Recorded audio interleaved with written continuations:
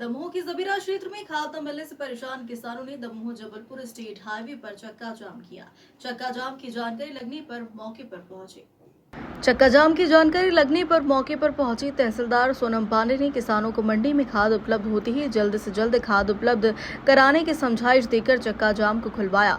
मौके पर मौजूद जबीरा थाना पुलिस ने भी किसानों को मंडी में खाद उपलब्ध होती ही उपलब्ध कराने की समझाइश दी।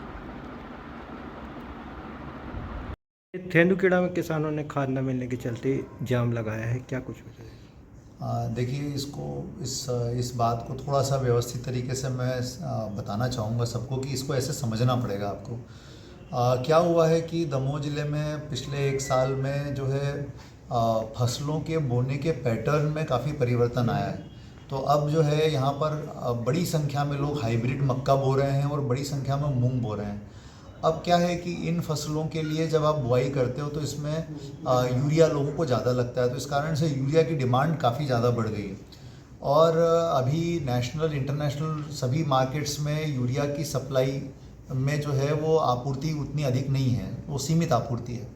उस कारण से ये दिक्कत आ रही है। अब हमने ये तय किया है, क्योंकि अभी हमारे पास कम मात्रा में यूरिया अवेलेबल है, तो हम रिक्वेस्ट कर रहे हैं शासन से कि हमारे पास यूरिया की जल्दी एक रैक आ जाए, और यदि वो रैक आ जाती है तो उसके बाद हम जो है जब पर्याप्त यूरिया हमारे पास उपलब्ध हो जाएगा तभी हम किसानों को वितरित करने का काम करेंगे, ताकि सभी किसानों को उनकी आवश्यकता के अनुरूप यूरिया भी मिल जाए और किसी प्रकार की कानून व्यवस्था की स्थिति भी उत्पन्न न हो।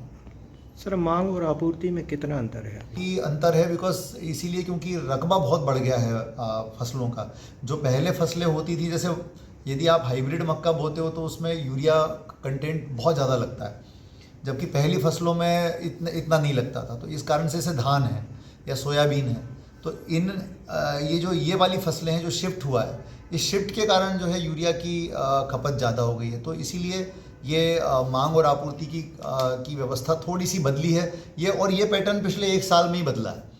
तो इस कारण से और दूसरी तरफ ये हो रहा है कि यूरिया की आपूर्ति उतनी है नहीं अभी नेशनल इंटरनेशनल मार्केट में।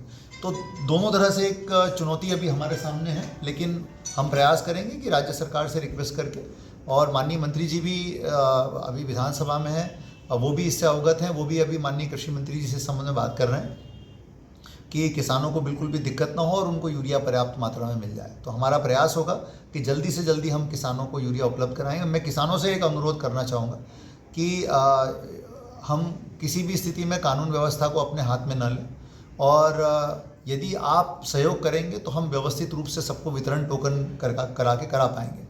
तो अब हम अगला वितरण तभी प्रारंभ करेंगे जब हमारे पास पर्याप्त मात्रा में आपूर्ति हो जाएगी, और आज सभी किसानों ने भी इस व्यवस्था से सहमति जताई है। हम कोशिश करेंगे कि जल्दी से जल्द जो है हमारे पास आपूर्ति बहाल हो जाए इसकी। Thank you.